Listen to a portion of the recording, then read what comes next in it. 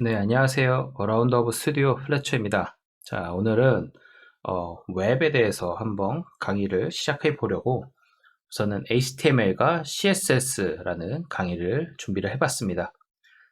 앞으로 이 주제로 계속 내용이 진행될 거고요.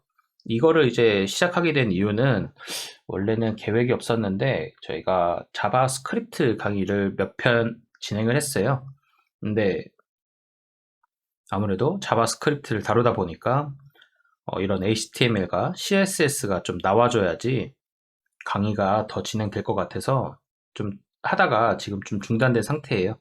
그래서 HTML하고 CSS를 병행을 하려고 이런 강의를 준비를 해봤습니다. 오늘은 기본적인 내용들, 이제 강의를 배우기 전에 알아두면 좋을 것 같은 그런 내용들을 좀 가져왔고요. 그리고 개발 환경을 세팅하는 방법, 이 정도를 말씀드리려고 합니다. 자, 우선은 웹 관련된 내용을 할 건데요. 자, 웹 표준이라는 게 있습니다. 자, 웹에서 사용되는 표준 기술이나 규칙을 얘기를 하는 건데요. 자, W3C, 이제 월드와이드 웹, 저희가 주소에 적는 www가 있죠.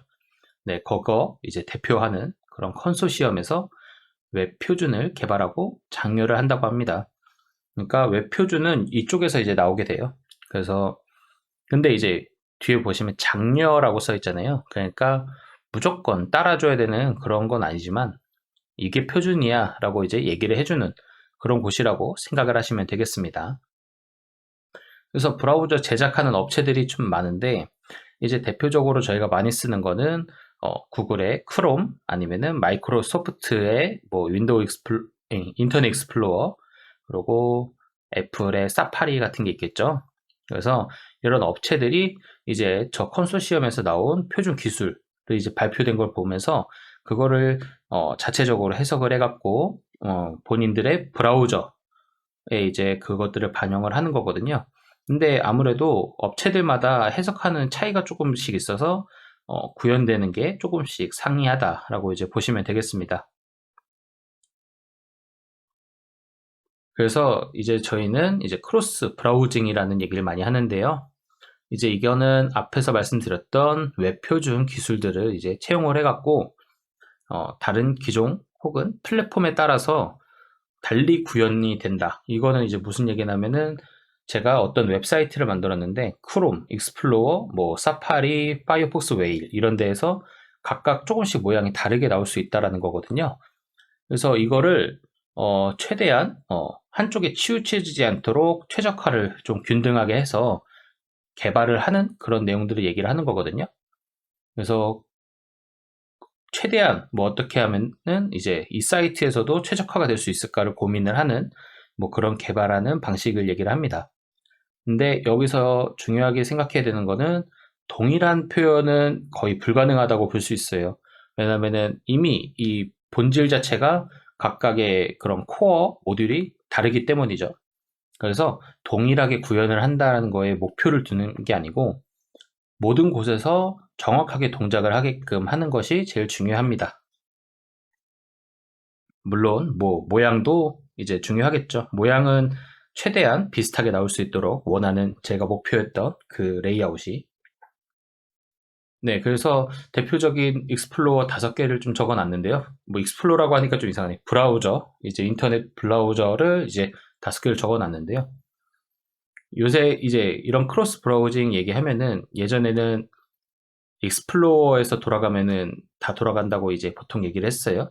왜냐면은 워낙 자의식이 강한 녀석이라서 저희가 막 정부 페이지들 뭐 이런 것들 사용할 때 은행이나 예전에는 요새는 이제 좀 크롬에서도 좀 돌아가는 것 같지만은 예전에는 익스플로어가 아니면은 돌아가지가 않았어요. 막 크롬에서는 동작하지 않고 다 그런 게 크로스 브라우징이 제대로 안 된 거죠. 이제 표준으로 이제 정부에서 뭔가 익스플로어를 채택을 한 거고 이제 그걸 기반으로 개발을 해왔던 거기 때문에 그래서 요새는 이제 저렇게 모든 브라우저에서 동작을 하게끔 최대한 맞춰주고 있는 추세입니다. 네, 그래서 이제 이 웹에서 다뤄야 되는 큰 두 가지 줄기를 여기서 이 강의에서 다뤄볼 거예요. 그게 HTML과 CSS입니다.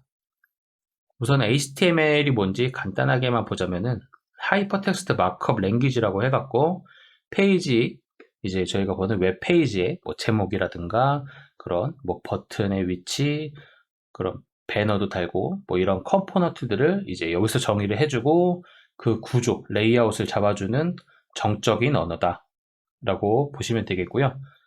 이제 정적이다라는 거를 이제 좀 생각을 해보셔야 되는데, 이제 동적인 언어하고 정적인 언어가 있거든요. 이거는 나중에 제가 다른 강의에서 좀 자세하게 한번 다뤄볼 예정입니다.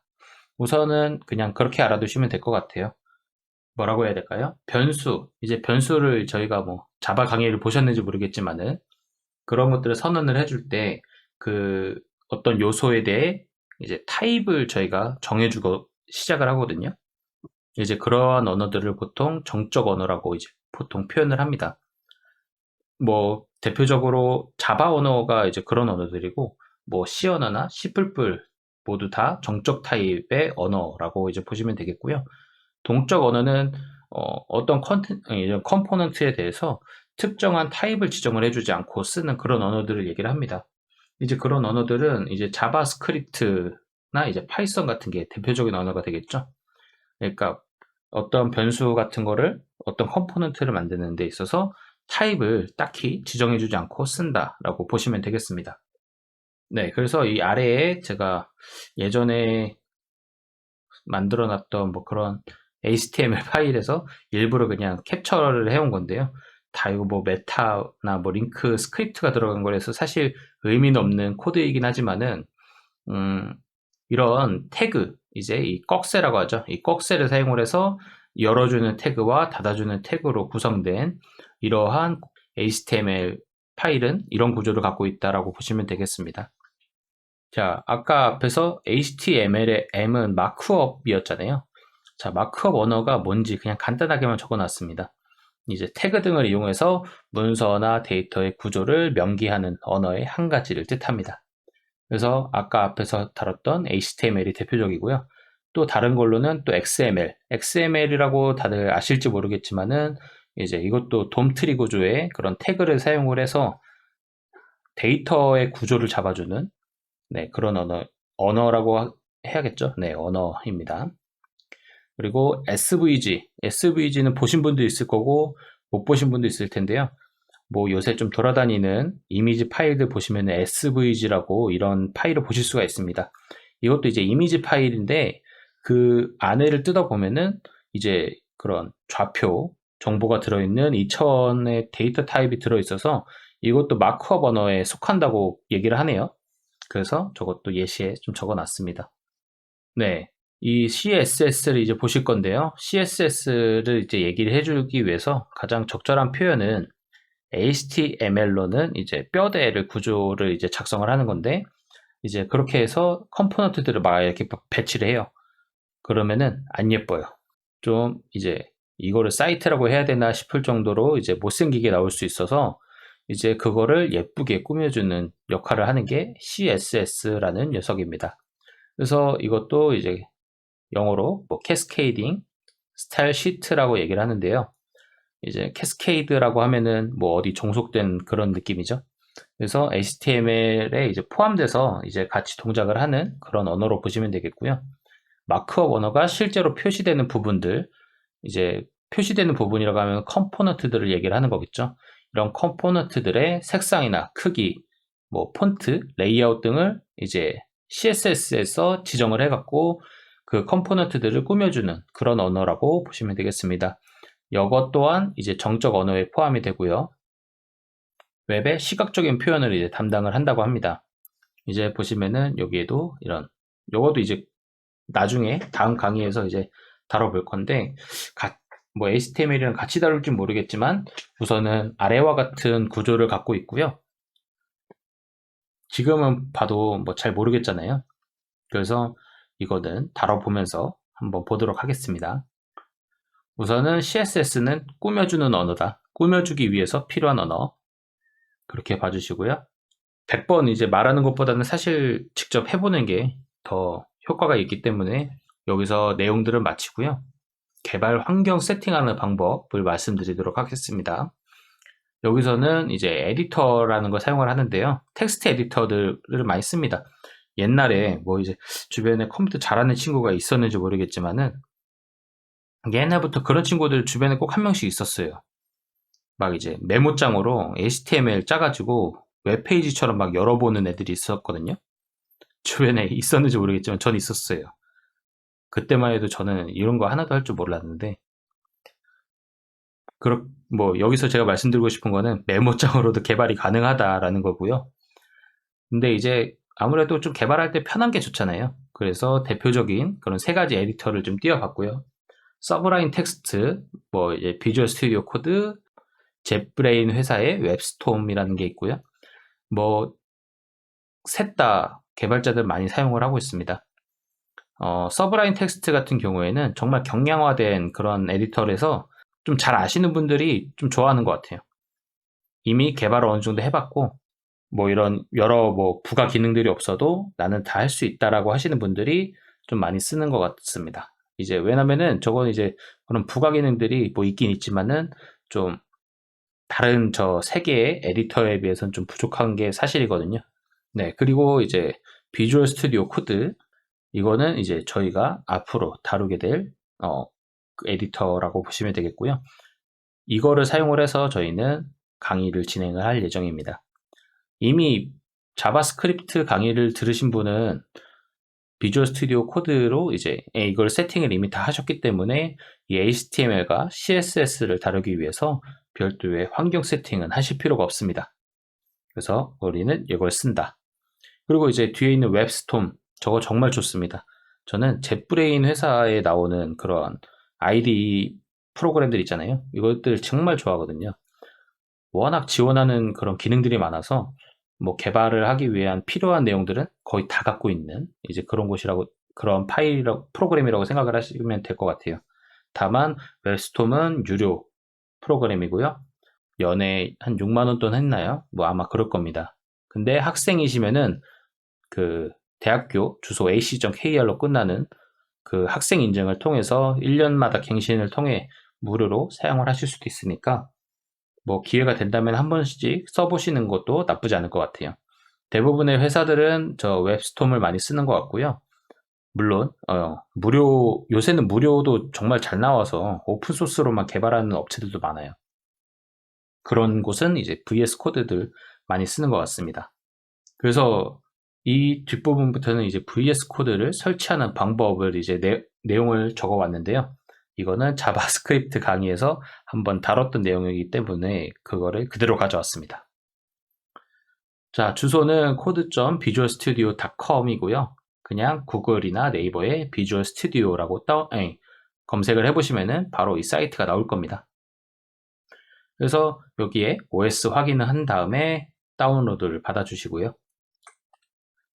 그 다음에 뭐 동의하고 여기서 이런 제가 실선으로 이렇게 표시해 놓은 것은 무슨 내용이냐면은 HTML 파일이나 CSS 제가 이 강의를 자바스크립트 했을 때는 JS 파일이라고 했는데 이런 파일들을 오른쪽 클릭을 했을 때 코드로 열기라는 메뉴가 이제 추가되는 그런 기능입니다. 저는 추가하지 않는다고 얘기를 했었고요. 지금도 추가가 되어 있지 않은 상황입니다. 보통 그럴 일 없으니까 저는 체크를 안 합니다.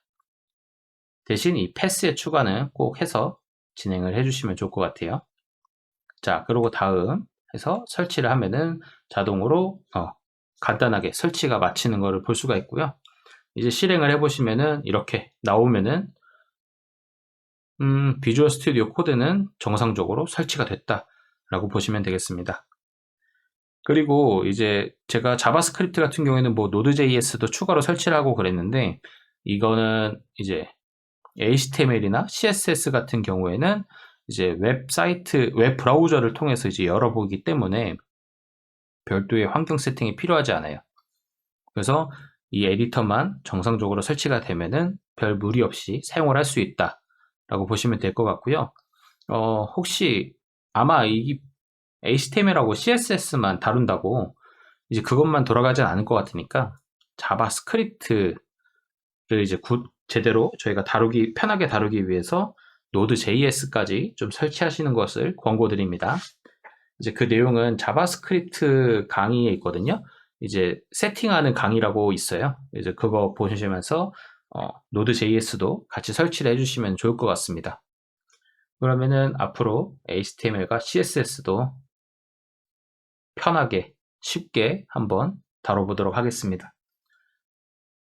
오늘은 다룬 내용이 많지가 않아서 궁금한 게 없으실 것 같은데, 혹시라도 궁금한 부분이 있으시면은 언제든지 댓글로 알려주시면은 제가 댓글로 꼭 답글로 답변을 드리도록 하겠습니다. 그럼 오늘 강의는 여기서 마치도록 하겠습니다. 오늘도 좋은 하루 되시길 바라겠습니다. 감사합니다.